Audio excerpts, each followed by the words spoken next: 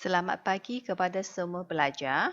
Okey, hari ini kita nak masuk ke bahagian faedah berbanding.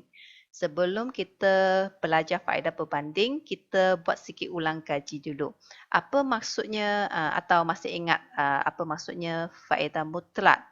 Okey, sesebuah negara dikatakan menikmati faedah mutlak jika negara tersebut dapat mengeluarkan sesuatu barang lebih cekap atau lebih banyak berbanding dengan negara lain. Okey, sekarang kita masuk ke bahagian faedah berbanding. Bahagian ini, faedah berbanding adalah sangat penting sebab terdapat banyak soalan objektif dikeluarkan dalam STPM. Apa maksudnya faedah berbanding? Faedah berbanding merupakan keuntungan yang diperoleh oleh sesebuah negara kerana mengkhusus dalam pengeluaran yang harga relatif atau kos lepasnya lebih rendah berbanding dengan negara lain. Untuk terangkan faedah berbanding, kita juga ada andaian. Okey, andaiannya adalah seperti andaian faedah mutlak sebelum ini. Andaian pertama, hanya terdapat dua buah negara yang berdagang. Di sini, Jepun dan Amerika Syarikat. Andaian yang kedua, hanya dua jenis barang yang dikeluarkan, iaitu kereta dan televisyen. Andaian yang ketiga, hanya dua unit faktor pengeluaran bagi setiap negara. Maksudnya, Jepun dan Amerika Syarikat masing-masing mempunyai dua unit faktor pengeluaran. Contohnya buruh. Masing-masing ada dua orang buruh dalam negara masing-masing. Okey, dan kalau satu unit buruh digunakan untuk keluar kereta, 20 unit kereta dapat hasilkan di negara Jepun. Dan satu lagi unit buruh kalau digunakan untuk keluarkan televisyen, 250 unit televisyen dapat dihasilkan di Jepun. Begitu juga di Amerika Syarikat dan untuk keluar dua-dua jenis barang ini. Okey, andaian yang keempat, kedua-dua negara telah mencapai guna tenaga penuh. Maksudnya, kedua-dua orang buruh di Jepun dan Amerika Syarikat bekerja. Andaian yang kelima, kedua buah negara berdagang bebas tanpa sekatan. Mereka dua bebas berdagang, tak ada sekatan di sini. Andaian yang keenam, tiada faktor pengangkutan dalam menjalankan perdagangan.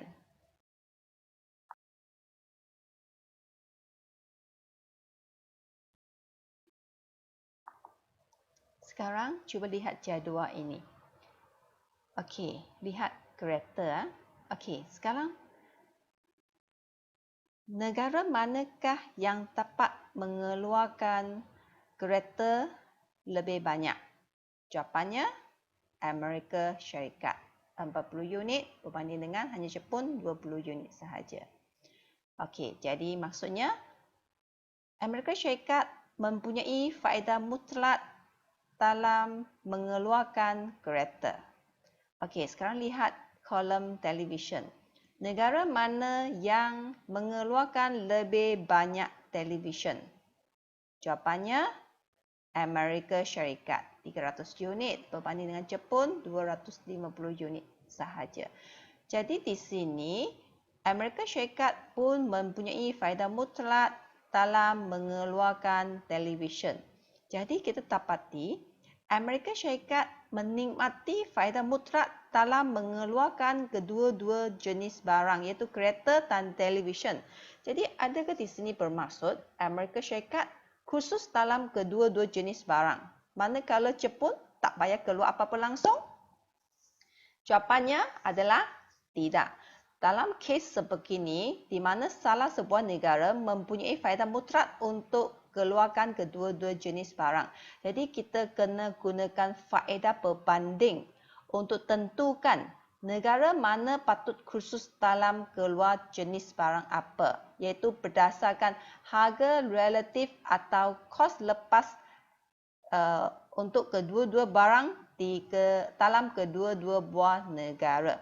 Jadi kita perlu kirakan kos lepas untuk kedua-dua jenis barang oleh kedua-dua buah negara. Kita perlu tambahkan kolom di sini. Setelah tambah dua kolom ini, kita ingat kembali apakah formula kos lepas. Okey. Formula kos lepas adalah seperti ditunjukkan di sini, okey, iaitu barang yang dilepaskan bahagi barang yang ditambah. Okey. Yang barang lepaskan letak atas, barang yang tambah letak bawah. Okey, cuba lihat kolom yang ini. Kos lepas bagi satu unit kereta. Maksudnya untuk hasilkan satu unit kereta, apa yang dilepaskan di Jepun? Jawapannya lah television. Jadi barang yang dilepaskan adalah letak di atas. Okey, jadi berapa unit television dilepaskan? Jawapannya 250 unit. Kita letak 250 unit. Untuk dapat television, berapa unit kereta perolehi? 20. Jadi bawah kita letak 20. Okey, kita selesaikan persamaan ini. Tekan kalkulator kamu. Okey, jawapan adalah 12.5 unit television. Okey, sekarang lihat sini pula. Di Amerika Syarikat, untuk hasilkan satu unit kereta, okey, apa yang dilepaskan? Television juga. Berapa unit television dilepaskan di Amerika Syarikat untuk hasilkan kereta? Jawapannya 300. Jadi kita letak 300 di atas. Barang yang lepaskan kita letak atas. Okey, 300 unit television lepaskan letak atas. Berapa unit kereta diperolehi? 40. Jadi 40 kita letak bawah. Okey, selesaikan persamaan ini. Kita akan dapat 7.5 unit television. Okey, lihat kolom sini pula. Kos lepas bagi satu unit television. Maksudnya, untuk keluar television, apa yang dilepaskan? Yang dilepaskan ialah kereta. Jadi, di negara Jepun, berapa kereta dilepaskan? Jawapannya 20. Jadi, letak atas 20. Okey. Berapa television diperoleh? Jawapannya 250. Jadi 250. Selesaikan persamaan ini. Okey, kita akan dapat, tekan kalkulator kamu. Kita akan dapat berapa? 0.08 kereta. Okay, maksudnya sini ya, untuk dapat satu unit television, 0.08 kereta dilepaskan di Jepun. Okey, sekarang kita lihat negara Amerika Syarikat. Untuk keluarkan television, apa yang dilepaskan? Jawapannya kereta. Berapa unit kereta dilepaskan di Amerika Syarikat? Okey, jawapannya 40. Jadi atas ini kita letak 40. Okey. Barang yang kita tambah adalah television. Berapa unit? 300. Bawah letak 300. Okey. Selesaikan persamaan ini. Jawapannya 0.133 kereta. Okey, cuba tekan kalkulator. Lihat, cek jawapan yang cikgu berikan sini betul ke salah.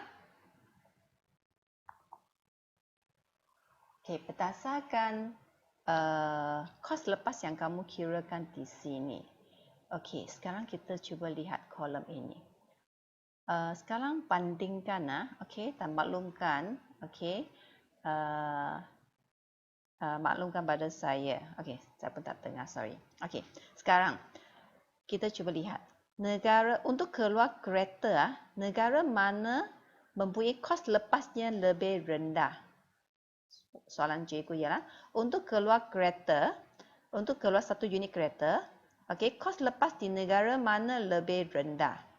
Jawapan adalah 7.5 TV. Di mana? Di Amerika Syarikat kan? Okey, sekarang kita bulatkan.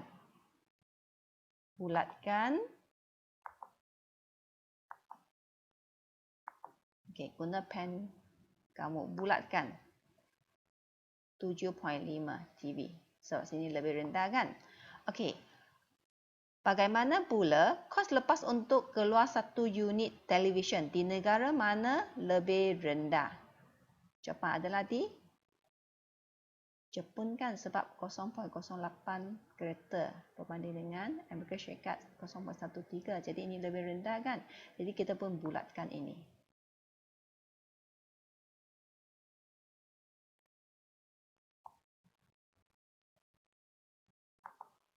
Okey. Jadi kita tadi kata oleh sebab Amerika Syarikat mempunyai faedah mutlak dalam keluarkan kedua-dua kereta dan televisyen. Tapi Amerika Syarikat tak akan kursus dalam kedua-dua jenis barang ini. Okey. Jadi kita untuk lihat negara mana patut kursus dalam keluar jenis barang apa, kita kena lihat kos lepas untuk keluar kedua-dua jenis barang ini. Dan berdasarkan jadual ni kita dapati, okey, kos lepas untuk keluar kereta adalah lebih rendah di Amerika Syarikat. Manakala kos lepas bagi keluarkan televisyen adalah lebih rendah di Jepun. Okey, sekarang kita isikan nota kita. Jepun menikmati faedah berbanding dalam pengeluaran apa? Pengeluaran, jawapannya kos lepas paling rendah untuk keluar televisyen kan? Pengeluaran televisyen.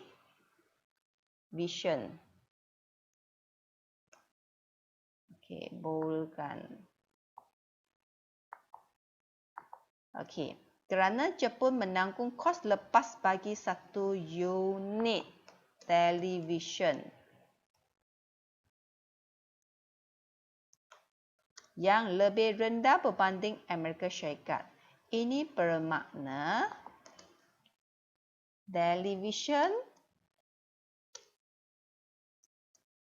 lebih murah di Jepun. Jadi di sini, kalau televisyen lebih murah di Jepun, Jepun patut kursus keluarkan apa? Jawapannya, televisyen. Okey. Amerika Syarikat pula menikmati faedah berbanding dalam pengeluaran apa? Kereta. Kerana Amerika Syarikat menanggung kos lepas satu unit kereta yang lebih rendah berbanding Jepun. Ini bermakna kereta lebih murah di Amerika Syarikat. Jadi isikan dalam nota masing-masing. Jadi Jepun patut kursus dalam pengeluaran televisyen. Amerika Syarikat kursus dalam pengeluaran kereta. Jadi kita sudah tahu negara mana patut kursus dalam keluar jenis barang apa. Kita perlu isikan jadual C ini selepas pengkhususan. Bagaimana jadual ini perlu diisikan. Untuk kamu lebih memahami, cikgu akan pindahkan jadual tadi ya ke dalam skrin ini supaya kamu lebih memahami. Okey, tadi kita kata Jepun patut kursus dalam pengeluaran televisyen. Okey, maksudnya kalau satu buruh dapat hasilkan 250 unit televisyen. Sekarang dia kursus dalam keluaran televisyen. Buruh yang keluar kereta ini suruh dia pergi keluar televisyen. Okey, satu buruh dapat hasilkan 250 unit televisyen. Kalau 2 unit buruh, berapa buah televisyen yang dapat dihasilkan? Jawapannya berapa? Okey. 250 kali dengan 2 kan? Sama dengan jawapan 500. Ada tak kereta dihasilkan di Jepun? Jawapan adalah tak ada. Jadi sini letak kosong. Okey, kosong tak boleh sengkang. Okey, sekarang Amerika Syarikat patut kursus dalam pengeluaran kereta. 1 unit buruh dapat hasilkan 40 unit kereta. Sekarang, buruh yang keluar televisyen ini suruh dia, okey, berhenti, tak payah keluar televisyen, pergi keluar kereta juga. 1 unit buruh dapat hasilkan 40 unit kereta. 2 unit buruh dapat hasilkan berapa kereta? Jawapan adalah 80. Jadi sini 80. Jadi ada tak televisyen dihasilkan di Amerika Syarikat? Jawapan adalah tak ada. Jadi kita letak kosong sini. Okey, sekarang kita jumlahkan. Jumlah kereta yang dihasilkan di kedua-dua buah negara adalah 0 campur 80 sama dengan 80.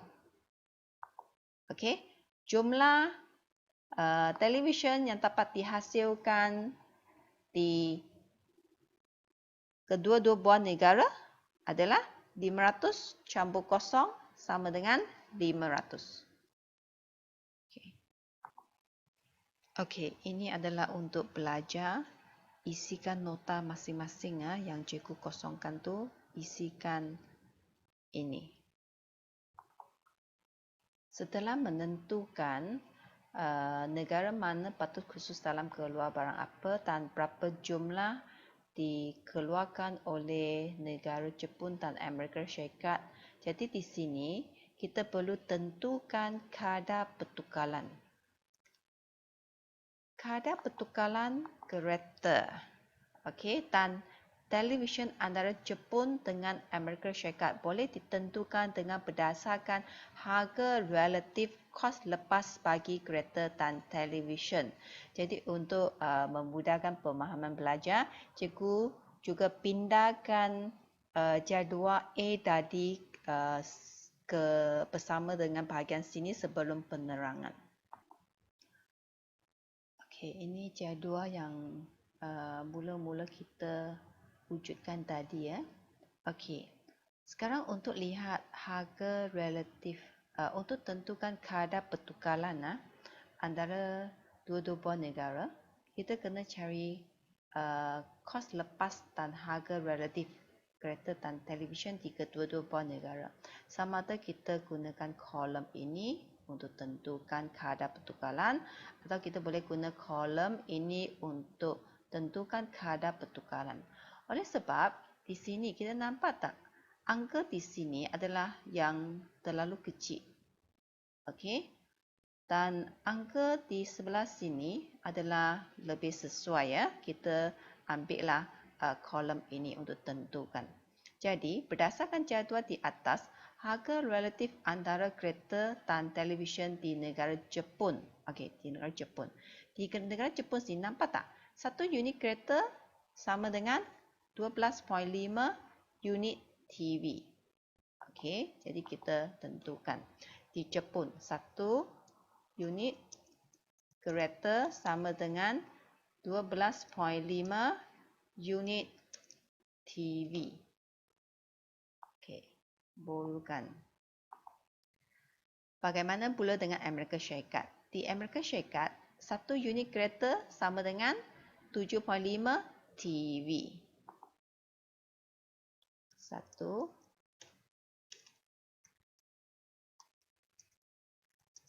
sama dengan 7.5 unit. Okey.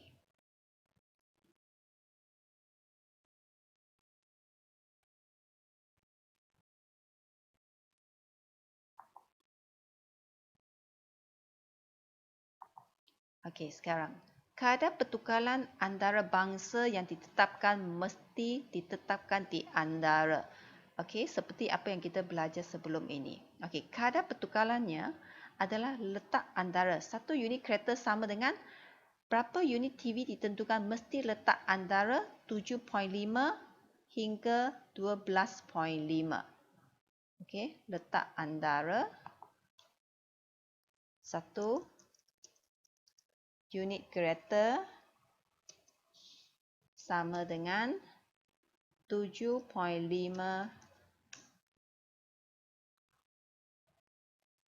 hingga 12.5 unit TV.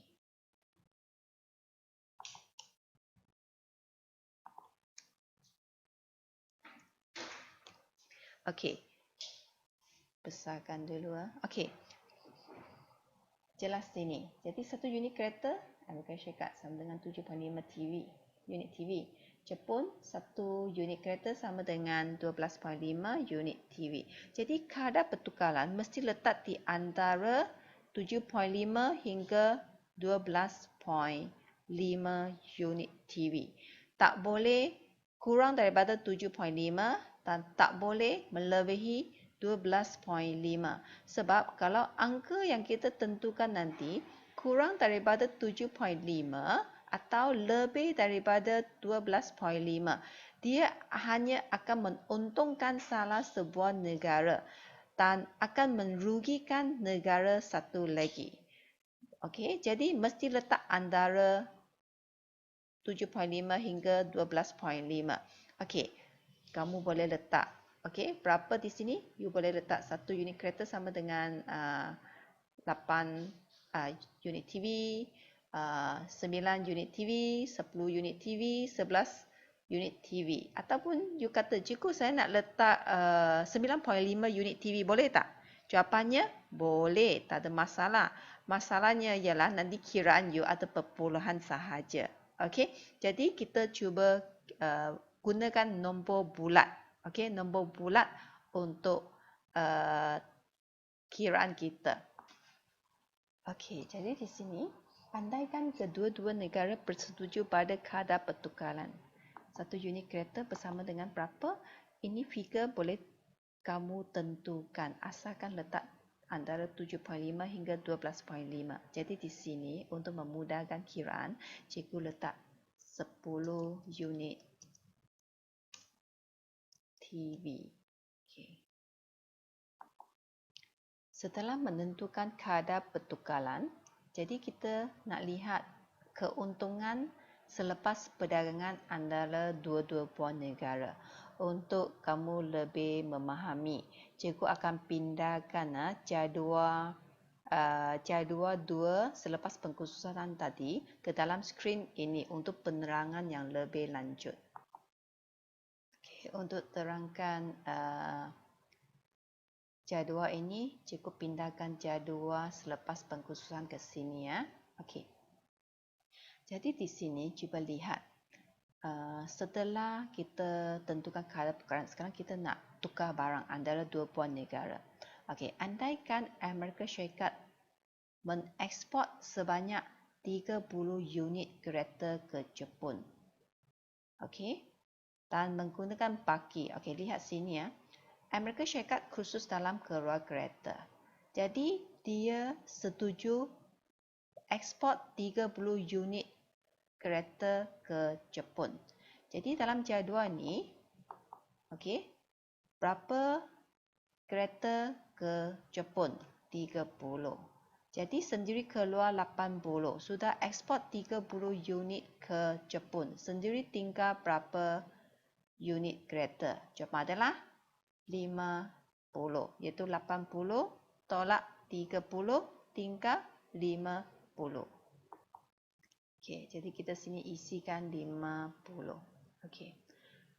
Dengan kadar pertukaran 1 sama dengan 10, iaitu satu kereta sama dengan 10 unit televisyen. Okey, Jepun akan mengekspor berapa unit TV ke Amerika Syarikat. Okey. Berapa? Okey, apabila Jepun terima 30 unit kereta. Okey.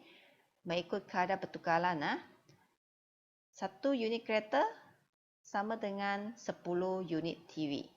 Jadi, Jepun patut hantar Amerika Syarikat.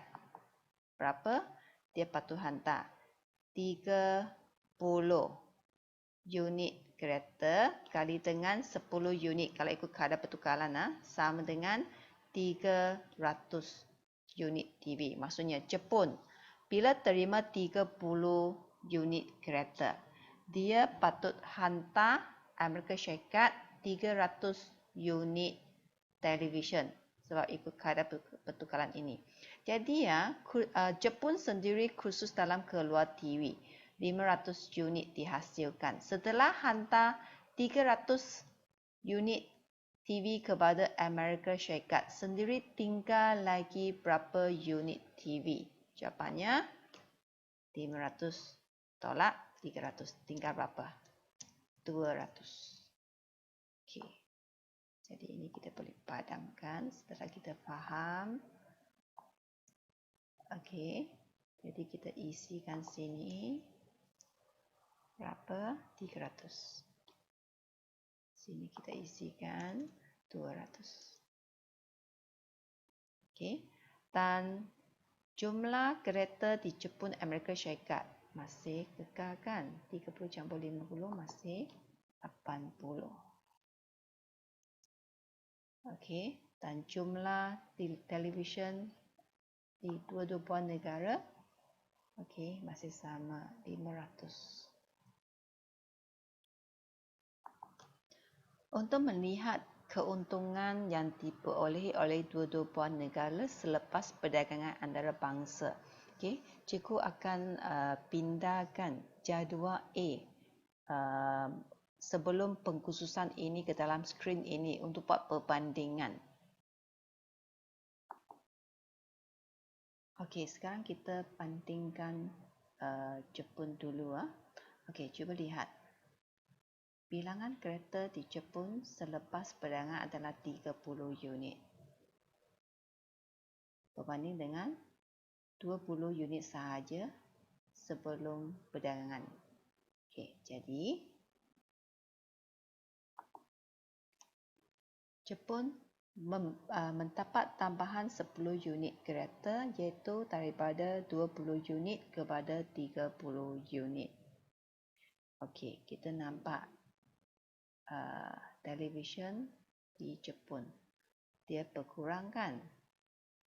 Okey, perbandingan sebelum perdagangan. Okey, tak apa, itu biarkan dulu. Kita lihat bagaimana pula dengan Amerika Syarikat. Bilangan kereta di Amerika Syarikat bertambah kan?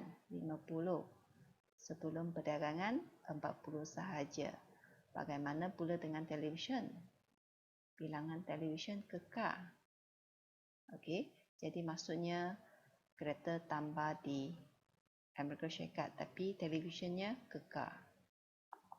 Okey, isikan untuk keuntungan Amerika Syarikat ini dulu. Okey. Okey, sekarang kita lihat semula Jepun. Jepun, okey, kereta tambah 10 unit. Tapi televisyennya kurang 50 unit. Adakah ini bermaksud Jepun mengalami kerugian? Okey, sebenarnya adalah tidak. Okey, saya tulis jawapan dulu. Pelajar faham, cikgu jelaskan sekali lagi kemudian. Okey, kita lihat semula. Okey. Jepun tambahkan kereta 10 unit. Okey, tetapi televisyennya kurang 50 unit. Okey. Lihat statement ini ya. Walaupun penggunaan televisyen oleh Jepun telah berkurang sebanyak 50 unit dengan menambahkan 10 unit kereta selepas perdagangan, hanya 50 unit televisyen dilepaskan atau dikurangkan. Lebih rendah daripada sebelum pengkhususan di mana tengah menambahkan 10 unit kereta. 125 unit televisyen perlu dilepaskan atau dikurangkan. Kalau kita lihat kos lepas untuk kereta sebelum pengkhususan, dia adalah 1 unit kereta sama dengan 12.5 TV kan.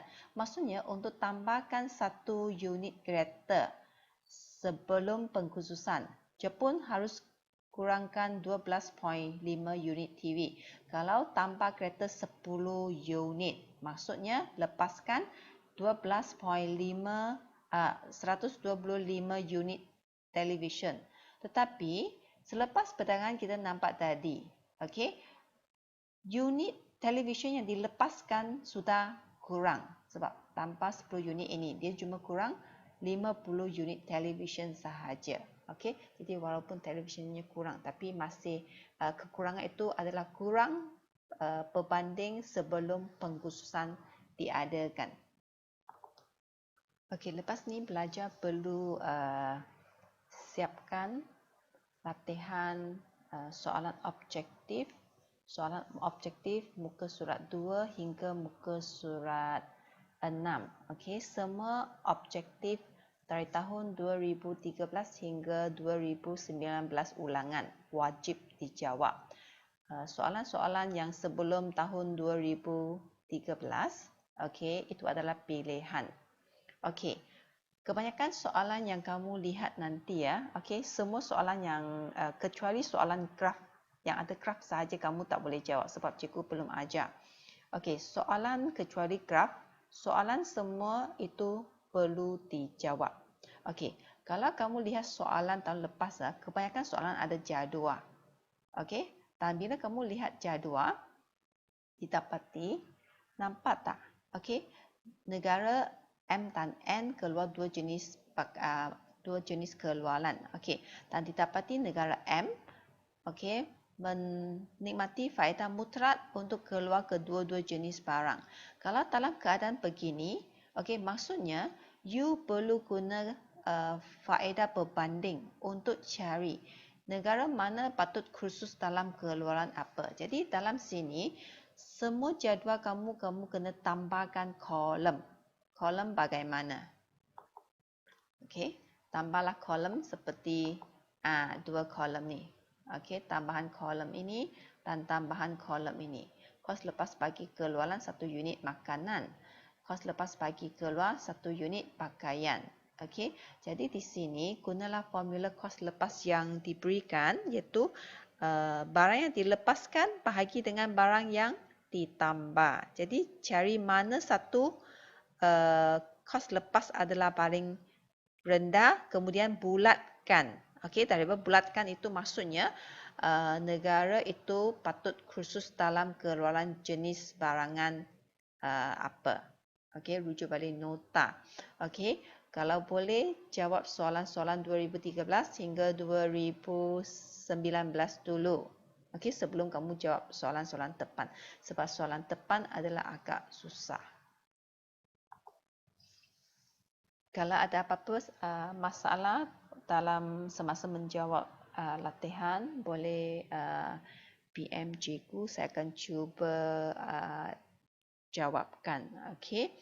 Okey, itu sahaja untuk hari ini.